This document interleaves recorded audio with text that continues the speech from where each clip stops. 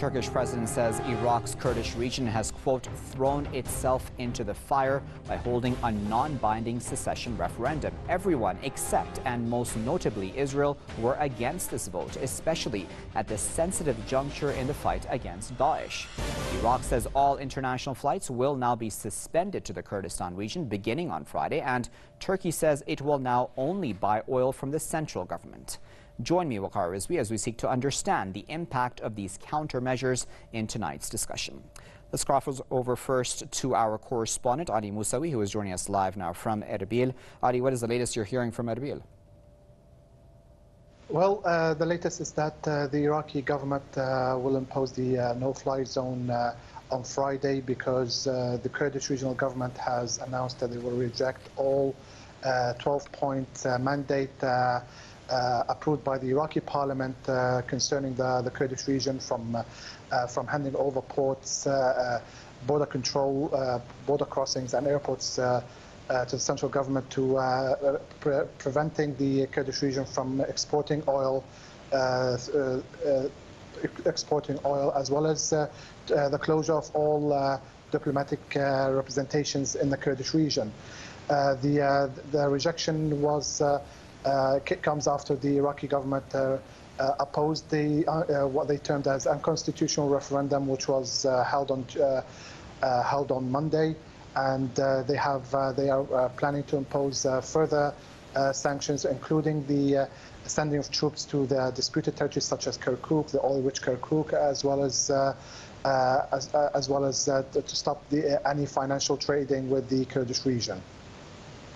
Okay, Ali, thanks very much for that update for us. That's Ali Musawi, Press TV's correspondent, who is speaking to us live from the city of Erbil. Now, let me introduce our guests for this edition of the debate. Managing editor at Duran.com, Adam Gary, is joining us live from London. We're also joined by author and independent journalist Joe Luria, who is joining us live from the Egyptian capital, Cairo. Gentlemen, thank you both for joining us. Joe, I'd like to start with you. What do you make of the reaction so far to this Kurdish secession vote? Well, I arrived here in Cairo just yesterday from Erbil, where I was during the referendum. The reaction, I mean, the Kurdish regional government knew what the reaction would be. They were told unequivocally by many governments that this would not be accepted and that they could suffer very severe consequences. One has to try to put oneself in the position of the Kurds and look at their history. You know, after the First World War and the Treaty of Sevres, they were promised a state in northern Iraq by the British and the French, and then 2 years later in the Treaty of Yawashawn that was withdrawn, and a Kurdish kingdom that was set up was bombed into oblivion by the British. And then moving forward, we've seen throughout the years in the 70s when the United States backed the Kurds against the Iraqi government, and then when Saddam and the Shah made a deal in Algiers overnight, they were abandoned. And then that began repression from the Saddam Hussein government, which led to the massacre in 1988 in Halabja by the Iraqi government. So they've had a very tough, long suffering history. So we can understand in principle why they would want to do this, and even legally, under the Montevideo Convention of the 1930s, it looks like they have a legal right, although the question of the constitution in Iraq is certainly disputed by both sides. But practically speaking, this is beyond the realm of pragmatism for the Kurds. They know they're going to suffer here. If the oil is really cut off, if Erdogan really follows through on this threat, the economy will collapse in quick order. They will, the flight ban that went into effect, which caused me to leave yesterday before it kicked in, it will trap these people in their landlocked area. I'd have to say also that Barzani went a little too far, especially in extending the referendum to Kirkuk and other disputed areas. This really incensed Baghdad. I think that was not a wise move. In general, from a practical point of view, it was not something the Kurds should have done. They've been enjoying a great deal of autonomy, maybe the best situation they've ever had, probably for sure, in Iraq. And it's now being threatened. But they have this dream of being a state, but only, as you mentioned in the introduction, only one country, Israel, has so far recognized this referendum and would recognize a Kurdish state in Iraq. Okay, so Adam, how do you feel about what Joe there just said, because certainly that's something that Erdogan brought up as well, about the fact that the KRG should just be happy with its current situation, because it enjoys quite a bit of autonomy, enjoys oil revenues, and why is it dragging itself then, according to Erdogan, I'm quoting him, into an adventure that is bound to end in chagrin? Well, indeed, I agree with Joe's concluding remarks. I agree with, and I don't say this a lot, but I agree with President Erdogan. The decision that was made was a suicide mission. It's the Kurdish unilateral regime in northern Iraq, not North Korea, which is on the suicide mission about which Donald Trump spoke at the United Nations. The decision is motivated by several factors. One, it's motivated from a position of arrogance and a position, frankly, of ingratitude. The Kurds in northern Iraq have had it better than any Kurdish group of people outside of Syria. Even under the Iraqi Republic, which was ruled by the Ba'ath Party under President Saddam Hussein, in the 90s, the late 90s, things were already progressing towards a level of autonomy and giving the Kurds in northern Iraq what they wanted. This was accelerated even more in 2005 after the occupiers passed a new constitution, which was incredibly Kurd-friendly. And even more ironically, that very airport that is now going to be shut down, that Joe and many others will be flying out of, some have, some will very soon, that was built by the Turks in 2010. And all of this is being essentially flushed down the drain in an arrogant move that's all about trying to assert the leadership of the Iraqi Kurds over a wider pan-Kurdish secessionist and nationalist movement that many will think falsely that they will join the Iraqis. So it was a move to try to tempt other Kurds in other countries to build something greater, but indeed what they're going to have is something lesser. I will just say this also. When all of this, people are talking about the rights of the Kurds, what about the rights of the Arabs? The Arabs, in spite of their numbers, in spite of their cultural and historic military strength in the region, are amongst the most oppressed people even in their own region. They had it in Syria from Turkey. They've had it in multiple countries from Israel for 70 years. They're now having it from the Kurds in Syria and now in Iraq. You're having Arabs who are forgetting their own Arabism and letting other countries bully them around. In this case, it's a non-country that's bullied them around. So while I'm not against the human rights of anyone, we've got to remember that the rights of Arabs are being trampled on over and over again, both by weak Arab governments and by members of the so-called international community that continue to spit on and use the Arab world for their own gains, while the Arabs themselves are increasingly becoming strangers in their own home. The greatest liberation movement of the 20th century, Arab nationalism, will, if countries are not careful, die in the 21st. Okay, so Joe, from what we've understood, obviously this was a non-binding referendum, and secondly, what many people are saying is that essentially Barzani wants more of a bargaining chip. He wants to go into any future negotiations with the central government in a stronger position. Do you think that's likely to happen? Do you think that this might just backfire on him? Because many people are not happy with Barzani, even in the KRG, because he's essentially overstaying his welcome, isn't he? Well, it's important to understand that there is no declaration of independence coming anytime soon. This was only an expression of the will of the Kurdish people, and they got 93%. And Barzani has made clear, and other Kurdish officials made clear over and over again leading up to it, that this did not mean overnight sovereignty for the Kurds, that they would use this as leverage in negotiations with Baghdad. Now, I think, frankly, some of the neighbors are overreacting to this. I think they need to calm down, because, again, there's not been independence declared yet. There'll have to be talks at some point. Baghdad is not interested in these negotiations. Why? Because the Kurds say, and Barzani has said clearly, these are negotiations that will lead to independence within a year or two. And they will have to settle these border issues, and particularly, who Kirkuk and other disputed areas belongs to. The United States, which the State Department at least, we didn't really hear from the CIA or the Pentagon on this, but the State Department was very much against this referendum, and they said that they would withdraw support for UN, US-backed talks with Baghdad to resolve these issues. the referendum, if they held the referendum took place, and now the U.S. is talking about talks again. So that was a hollow threat from the United States. But the U.S., I think, needs to try to calm, if they can. I don't know what the Trump administration is doing about this, frankly, but the Iraqi government in Baghdad and the Turks, I think, ought to take a step back before they do something rash.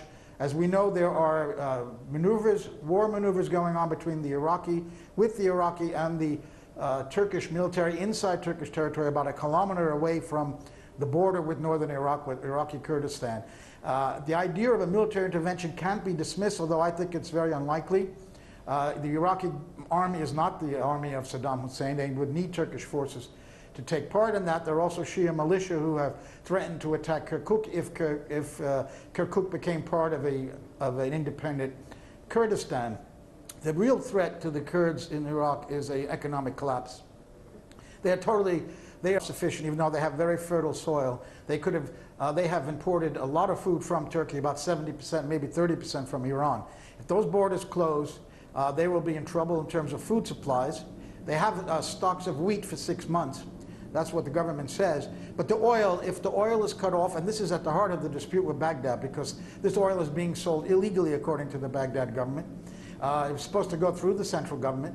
And in return, the Iraqi government did not hand over the percentage. I think 17% of the Iraqi federal budget is supposed to go to the north. So they've been without central government funds, but they've been selling this oil that I understand is privately profiting not only Barzani, but also Erdogan. So a lot of Turkish companies would be very upset too. They will lose. There are several $1 billion a year in trade between Turkey and the Kurdish region in northern Iraq. The Turkish economy would, at least those traders, would suffer enormously, and the oil shut-off would really collapse the Kurdistan regional government, and there could be enormous suffering there. But right now they're adamant that they will not cancel this referendum, and we're going to see whether a shut-off of the oil and an economic collapse will change their minds. Okay. And hopefully doesn't lead to a military confrontation. You know, the Iraqi government, I want to add, is sending their troops to the disputed area. So if they arrive in Kirkuk, there could well be clashes with Peshmerga, who took over that city in 2014 when the Iraqi army left and ISIS started to attack Kirkuk. Okay, that's Adam, really I wanted to pick up on Joe's mention there of Kirkuk, because that's an important point to make. That is obviously disputed territory, and it was really interesting news today, which was coming out of Iraqi media itself, that the Turkmen community within Kirkuk has actually set up what's called the Turkmen Guard units. They've declared this setup of this guard unit because they feel they need to protect Kirkuk's Turkmen residents, because those residents have been attacked in the lead up to this independence referendum and even in the aftermath of it to an extent. And they're feeling kind of vulnerable at this point. So does that, do you think, Adam, then show the fact that this is quite a complicated situation? It's not as simple as the KRG is declaring Kirkuk as its own. Well, absolutely. Kirkuk is not disputed. It is legally part of Iraq, and what's more, it's never been part of the Kurdish Autonomous Region. By incorporating Kirkuk into this referendum, it was possibly the most arrogant of all the incredibly arrogant aspects of this unilateral referendum.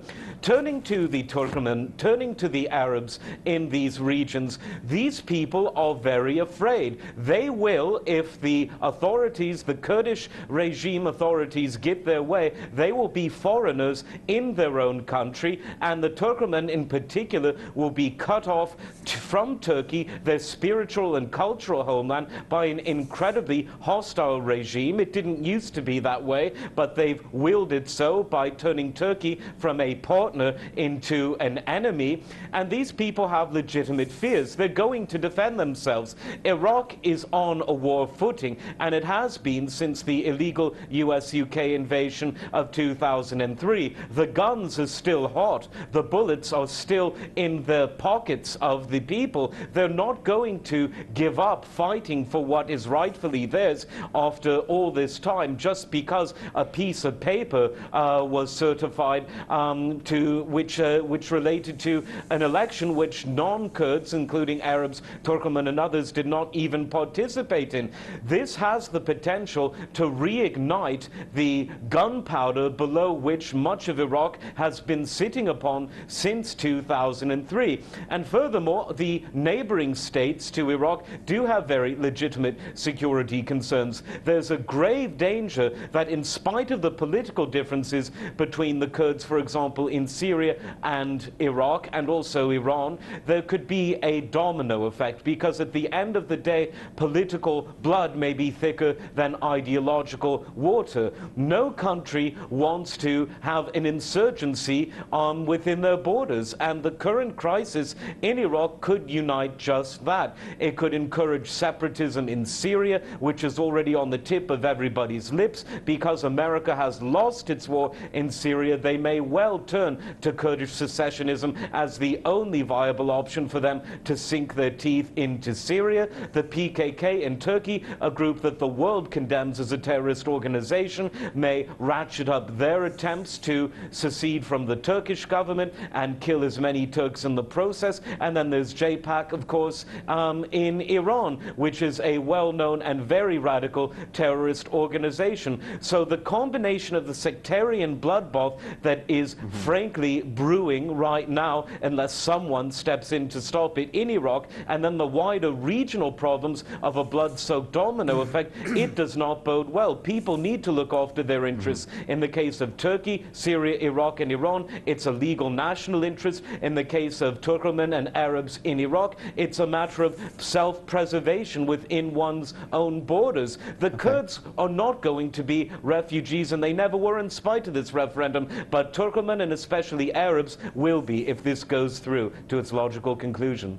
Okay, so Joe, I wanted to talk about the timing of this vote because, you know, many of the countries that were opposed to this vote going through at this time are concerned, obviously, about what kind of an effect this will have on the fight against Daesh, because that's the priority right now in Iraq, the defeat of that terrorist group. How do you think the timing of this has affected that fight? Well, I think the timing is clearly because Mosul operation ended successfully for the Iraqi government, and the Peshmerga participated in that. Barzani had in January of last year, it said that the era of Sykes-Picot was over and he was going to hold this referendum, but he put it off until ISIS was defeated in Mosul, and that's what happened, and that's why he held it now. But ISIS is still operating in Iraq. We even heard today that there's supposedly a video of Baghdadi, the head of ISIS, that has emerged and that he may still be alive. But they're on the run, and they have been seriously defeated in Mosul. So I think this is why the Kurds took that decision right now. And maybe the Peshmerga feel that they have no more role to play, at least not the one they had before, so that they can go ahead with this, and that the Iraqi government is the one that's pretty much alone now in cleaning up these pockets of ISIS if they can do that. I do want to say, though, that the reason I think the neighbors should calm down, everyone should calm down, is because nothing has changed with this vote. They haven't declared independence. Nobody is recognizing them. If Baghdad doesn't enter negotiations leading to independence, nothing will change. It'll remain a semi-autonomous government in the way they've been living right now, and nobody's going to recognize this. And it will be been an exercise in futility, the referendum. This is a possibility as well. I think drastic moves by Turkey or Iraqi government now would certainly complicate matters and maybe lead to bloodshed and enormous suffering. If you allow me to come in here, Joe, just for a moment, because I want to push you on the point you just made, Joe, if you allow me, because the Israel factor is an important one, isn't it? Wouldn't Israel, behind the scenes, do you think, be wanting to provoke something more substantial? I don't think there's any doubt why Israel is behind the Kurdish independence movement, and only Israel. Israel's had ties with the Kurds in Iraq from the 1960s. And they were there during the invasion of Iraq by the U.S. in 2003. Israel has had a policy of wanting to break up Arab states surrounding them, or any enemy state as they see it, to weaken them for their defense. And they also would like, I think, to be able to operate more easily from Kurdish territory. An independent Kurdistan where they could have an embassy would allow them to operate there and perhaps stir up trouble over the border and penetrate into Iran and to stir up the Kurdish population in northern Iran. They would love, I think, to see Iran break up. So this is, I think, Israel's interests. A Kurdish official said publicly that he wished that Israel hadn't said so, that Netanyahu hadn't come out publicly said that. It doesn't help their cause. but certainly they will take help from anybody they can get right now. But if you only have one country recognizing you, what is the possibility of the survival of this independent state? It's zero. It just won't, it's not going to happen in the current political climate. So okay. It could just die of its own accord without any drastic action taking place. Okay, so Adam, how do you feel about that? How do you feel about the Israel factor? And do you think, Adam, that we are maybe jumping the gun, that everyone is taking very rash decisions? Everyone, as Joe said, needs to calm down because this is, again, non-binding. Well, first of all, Israel was a country that was created illegally on Palestinian land. It wasn't recognized or accepted by the Palestinians or any of their neighbors. But here we are, 100 years after the Balfour Declaration illegally promised the Jews of Europe Palestinian land on behalf of the British Empire, and we've got a nuclear-armed state that is detested by most of its neighbors as a result. Some neighbors, of course, continue to appease it, Jordan and Egypt, but the circumstances which led to this were very ugly indeed. An equally ugly birth of a would-be Kurdish state could be even more dangerous, because not only is the entire Arab world against it, but even more so the Turkic world and Iran.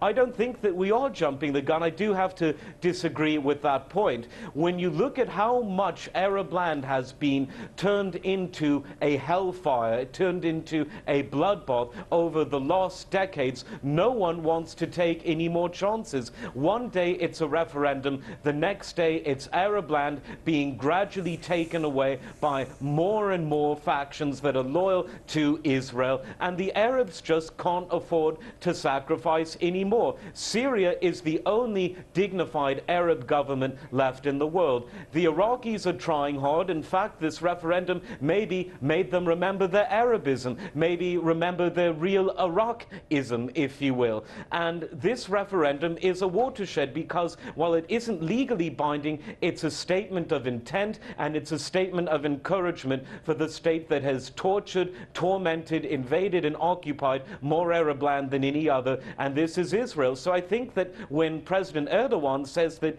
the Israeli flag cannot help you, I think that both the Arab states, primarily Iraq and Turkey, need to make sure that this isn't going to happen. If they took that chance that it could happen, that could very well mean the end of the Arab world, because the poison spreading outwards from Tel Aviv into Baghdad would consume some of the most important, some of the most wealthy, some of the most historically relevant regions of the Arab world. It would be the living embodiment of the terrible Yinon plan from the 1980s, which specifically said that Israel needs to conquer and annex most of her neighbors. That would be that terrible and illegal plan coming to fruition. So I can't personally find any fault with the response of Iraq nor with Turkey. They both, one from an Arab perspective and one from a traditional nationalist Turkish perspective, have legitimate fears.